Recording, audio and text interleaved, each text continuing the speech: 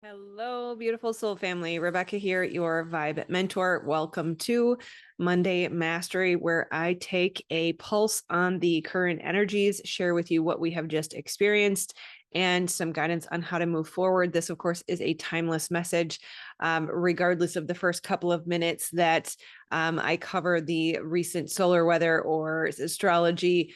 Just know that there is a message 2 or 3 minutes in that is timeless. And so whenever you find this, this is relevant for you and a divinely timed message. So, very interesting energies today. As far as the solar weather goes, nothing too major. We did have an X-class solar flare on Wednesday, which brought about a coronal mass ejection that we started to feel on Saturday. We started the week with the geostorm and we ended the week with the geostorm. So beyond that, nothing too unusual from a solar weather perspective. We did have quite a few Schumann resonance spikes, which again is very typical of this time of year and the local storms and lightning storms that tend to cause those spikes. All of that being said, while there's nothing too unusual, the energy feels very interesting and intriguing and different and unique. That geostorm that came in on Saturday technically didn't hit the devices until right around 10 a.m. Central time in the US. Just bear with me if you notice my energy is a little different today. I'll explain this in just a minute. But it was starting to come in as far as being felt in a very challenging way Saturday night. So very, very strong headaches, extreme muscle tightness, body aches, inability to sleep. I don't know if you've ever had a headache that kept you awake because your pillow almost feels hard because your body and your head hurt so much. So whatever was coming in, while it looks like it was a geostorm, it only registered as a G3 or KP 7, which was relatively mild. If you look at sort of the color coding system, when we start to see these things pick up, it goes from green to yellow to orange to red. We didn't even hit red, but the way that that felt was more difficult and more challenging than anything, including the KP 8-9 that we had seen earlier in the week. So it does affect everyone differently. Who knows? If I had something my body didn't like, and usually I notice if there's a little bit of toxins in the body, you will feel things a little bit more intensely. Of course, today is the full moon, right around the time of filming this, and there's a lot going on astrologically. I'm not even going to begin to explain. I'm not an astrologer, and two, I'm not a huge proponent of sort of personal prediction type astrology.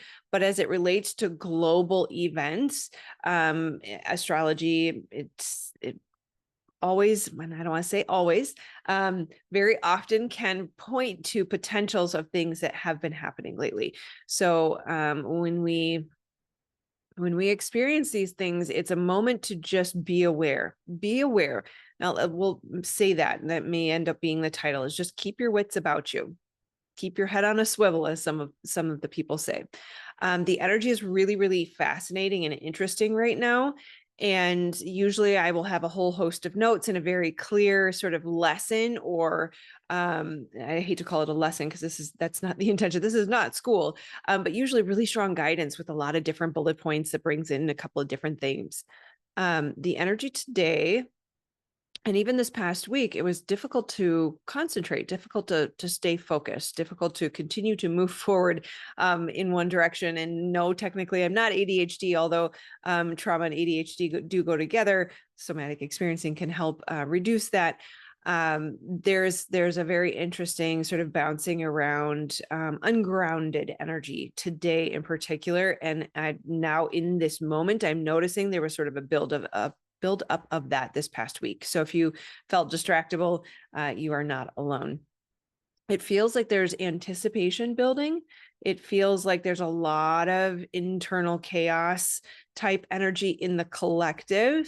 There's a building or a mounting that there's flow towards It's almost as if there's flow towards something that is anticipated without clarity on what is being anticipated, which kind of tells me that there are many different significant numbers of groups that are anticipating or hoping or wanting something.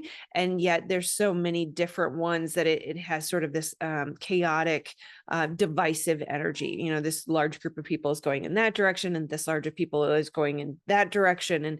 And sort of the dysfunction in the lack of unity is palpable today.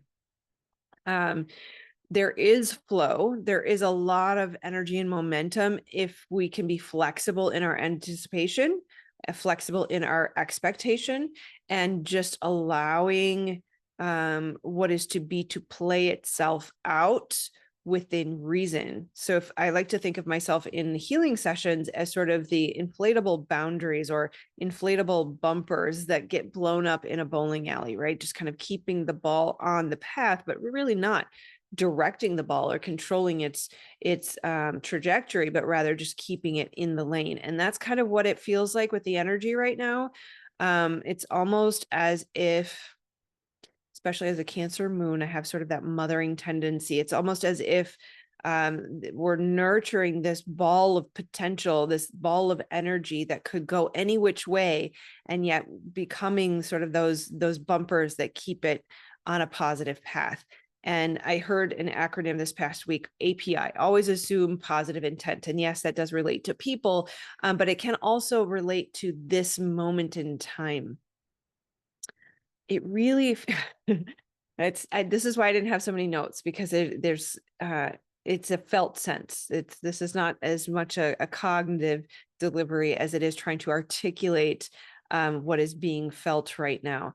And it reminds me of the analogy that I often use as it relates to purpose or life, is the bowl of soup, right? We start with some water and we add some salt, and maybe you add a starch, or maybe you add a citrus, and it's as if you have all of these ingredients around you, and it's up to us to turn this into something enjoyable, something beneficial.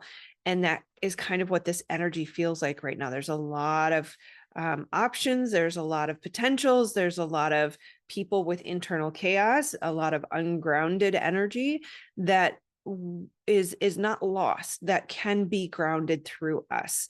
So there's a very strong call to transmutation for those of us who are aware and sensitive and know how to do that. I implore you to use what you know how to do this week. It's as if we are walking towards some sort of opening or some sort of milestone or gateway, or just a new period in time.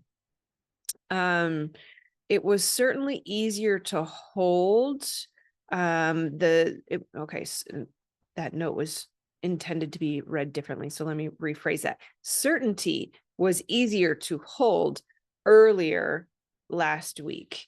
And as we have progressed towards this moment, it was requiring more effort to remain in positive intent, to assume positive intent, to remain certain that good things are coming. And I'm sure you can notice I don't usually trip over my words quite like this. So there is a tripping up energy. It's really, really interesting right now. So we are in the heat of the full moon.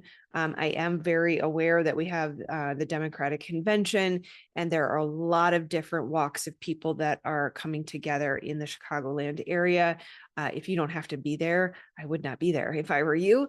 Again, always assuming positive intent, but there's just so much coming together. It reminds me of like stars colliding, just this big, powerful surges of energy, not all driving in the same direction.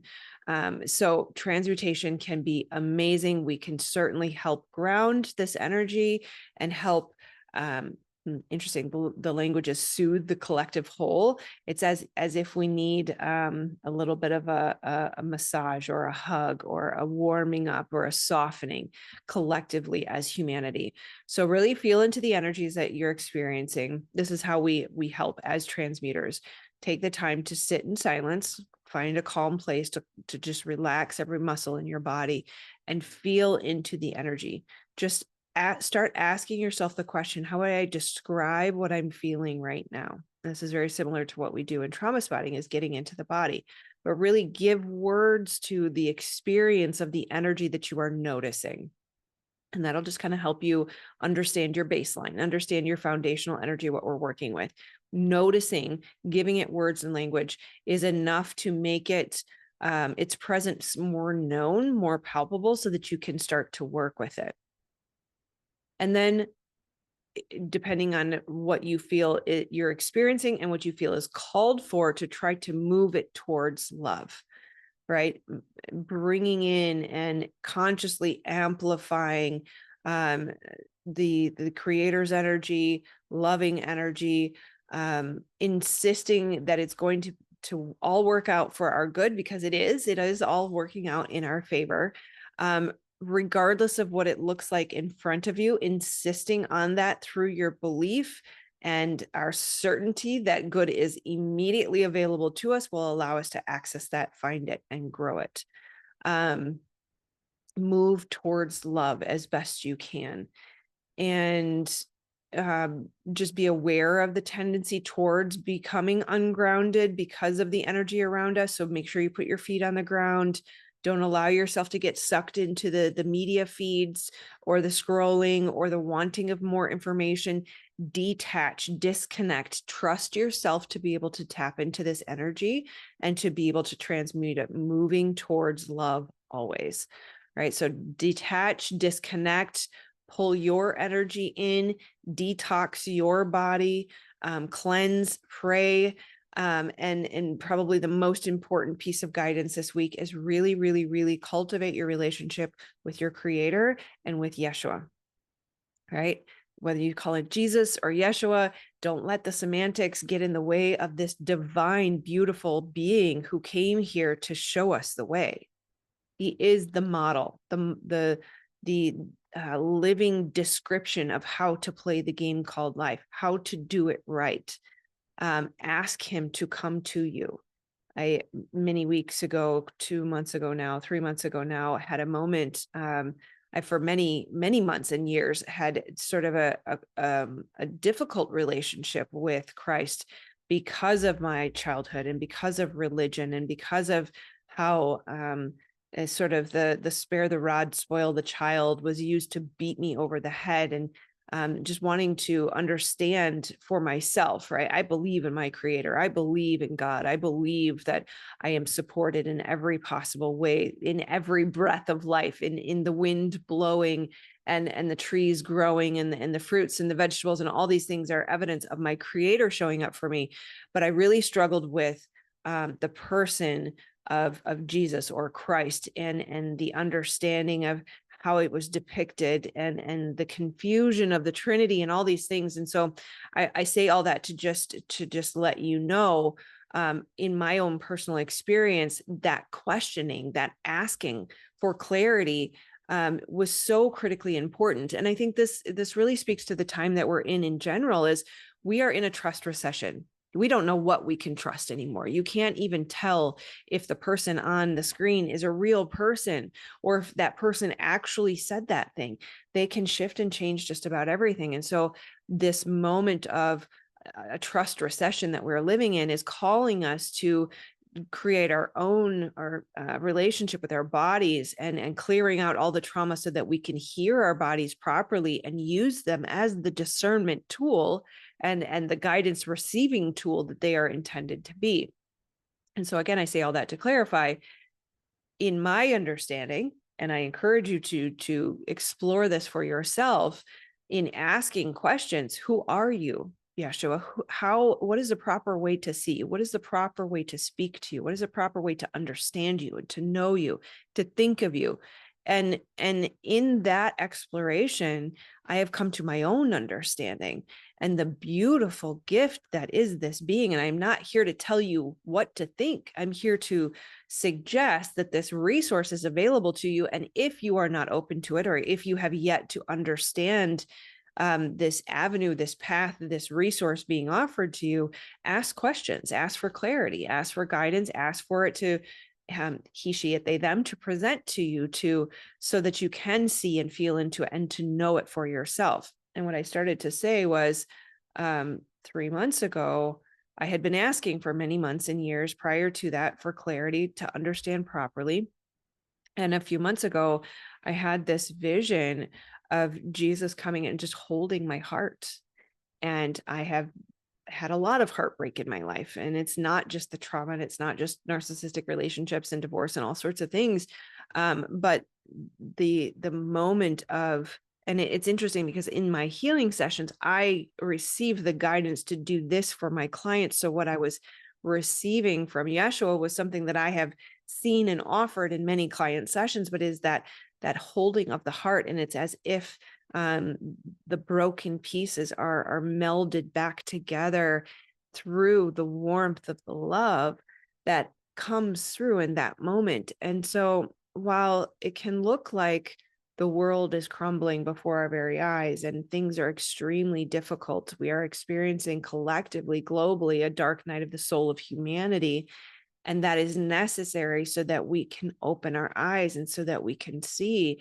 And the resource, one of the most powerful next to our creator, is the Holy Spirit and the Christ energy, right? So if you can, if you're open to that, let that be made available to you just through opening, just in the softening of a question, right? How should I see you?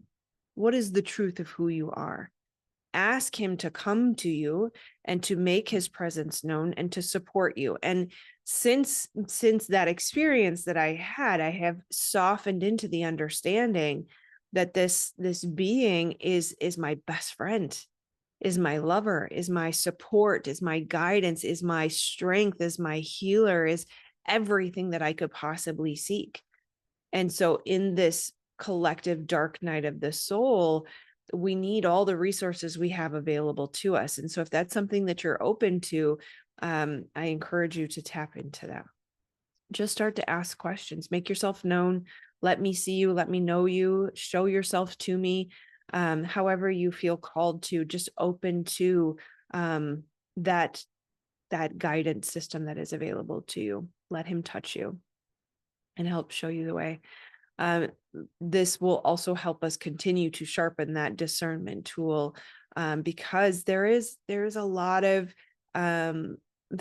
things that have been done behind closed doors or hidden behind curtains, lies that are coming to the fore, and we are going to need to learn how to hold ourselves through this, through the upheaval that is necessary so that we can clean up and get to the other side, but also to comfort and protect and to heal and to help us stand safely in the eye of the storm as things continue to swirl faster and faster in the external chaos.